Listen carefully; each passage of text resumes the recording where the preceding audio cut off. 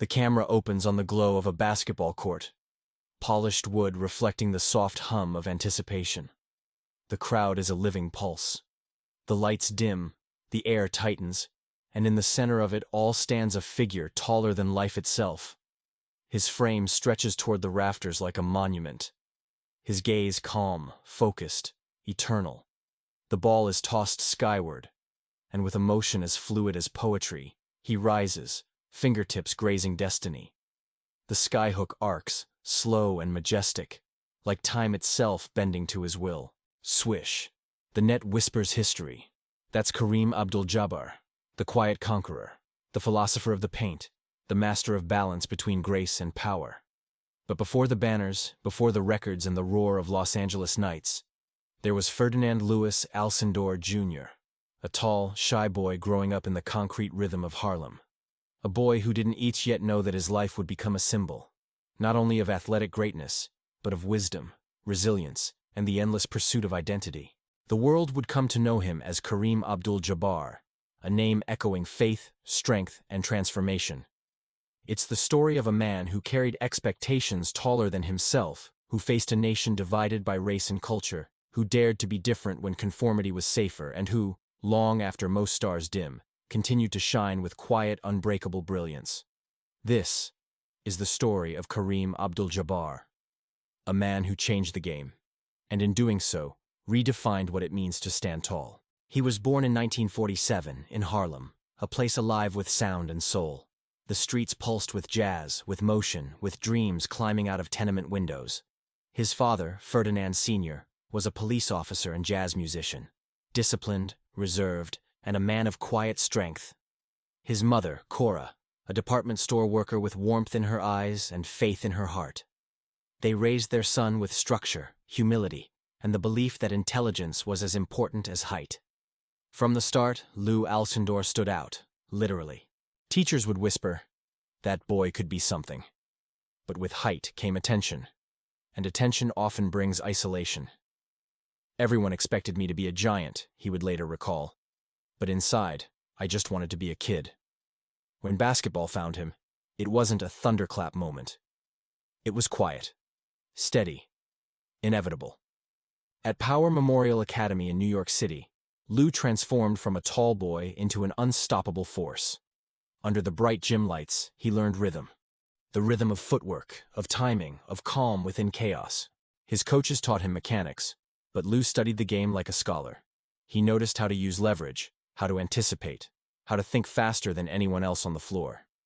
By the time he graduated, his team had won 71 straight games. Newspapers called him the Tower from Power. College scouts lined up like pilgrims. And in the mid-1960s, the world's most famous basketball mind, John Wooden of UCLA, saw what no one else fully did. That Lew Alcindor wasn't just tall.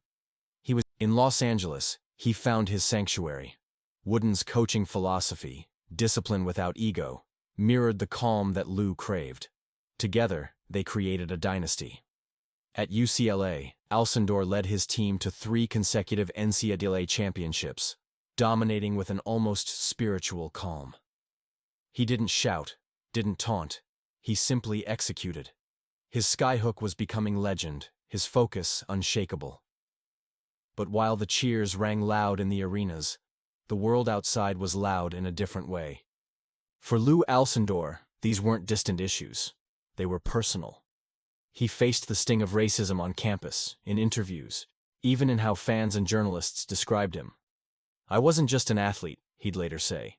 "I was a black man in America, and that meant I had to think about everything I stood for." In 1968, he refused to play in the Olympic Games, a bold act of protest alongside other black athletes. It was a choice that cost him public favor, but not his peace. When he entered the NBA in 1969, joining the Milwaukee Bucks, he was ready to prove that greatness didn't need validation, it simply spoke for itself. The moment he stepped onto the court, everything changed.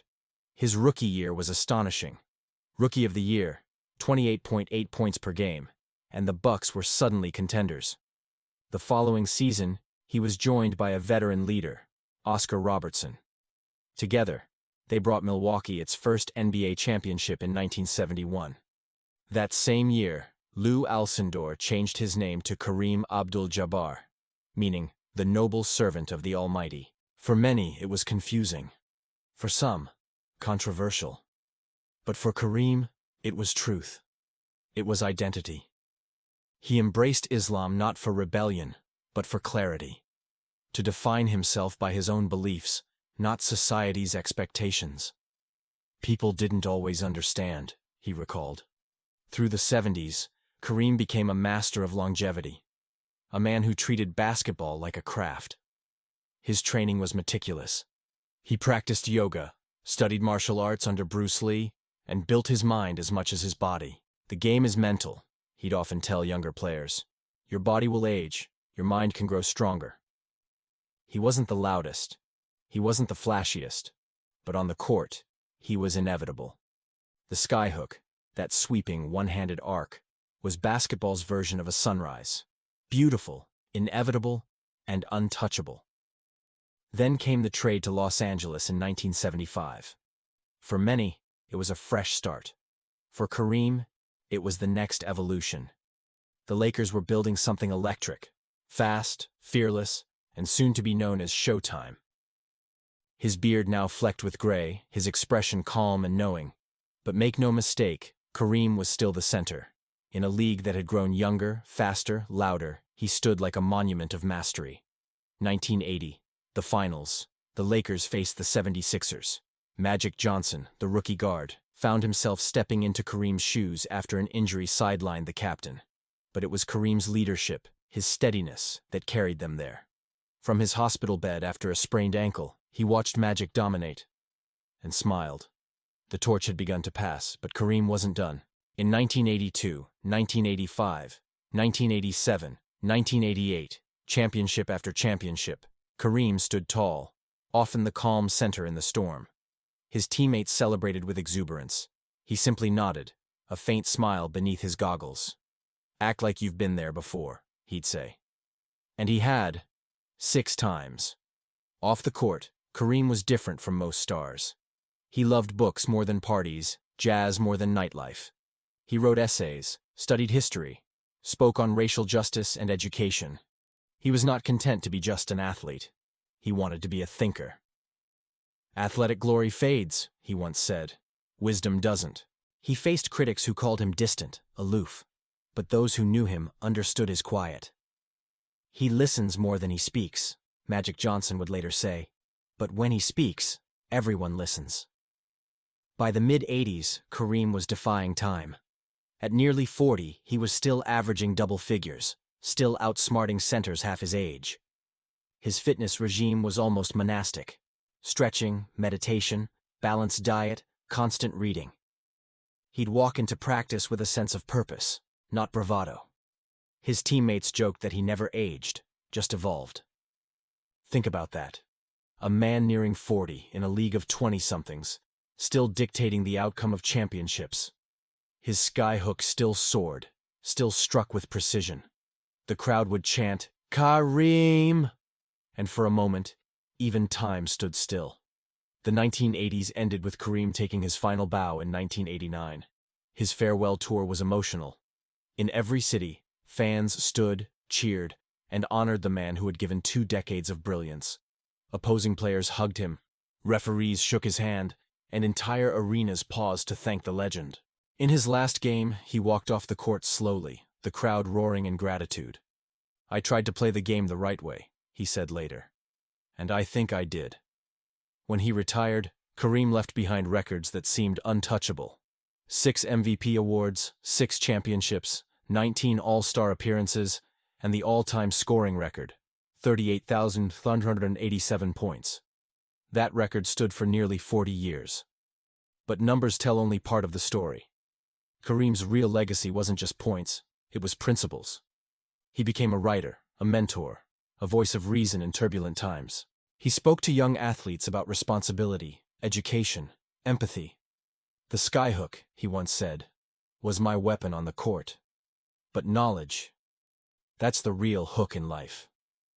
His journey from Harlem to UCLA, from Milwaukee to Los Angeles, from Lew Alcindor to Kareem Abdul-Jabbar, was more than a basketball odyssey. It was the evolution of a man who showed that greatness isn't noise, it's consistency, it's purpose.